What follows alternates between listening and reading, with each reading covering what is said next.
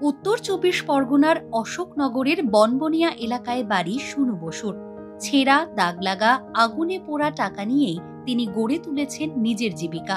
ছেঁড়া ১০ টাকার নোটে তিনি দেন ৭ থেকে ৮ টাকা, ৩ টুকরো ১০০ টাকার নোটে দেন প্রায় ৩০ টাকা। গড়ে ১৫ থেকে ২০% রাখেন নিজের কমিশন হিসেবে। ছেঁড়া টাকা মানুষের যে ছিঁড়ে টিড়ে যায় ইঁদুরে খায়, সেগুলো কালেকশন করি, করে আমরা কলকাতা দিয়ে আসি। আমাদের ২ পয়সা হয়। ২ টুকরা ৩ টুকরা ইঁদুরে খাওয়া পোড়া। প্রায় ১০ বছর ধরে এই কাজ করে চলেছেন সুনু। প্রতিদিন সন্ধ্যা নামতেই সাইকেল মাইক বেঁধে ঘুরে বেড়ান অশোকনগরের বিভিন্ন অলিগলি থেকে বাজারে। রিজার্ভ ব্যাংকের নিয়ম অনুযায়ী তিনি সেই নোট জমা দেন ব্যাংকে।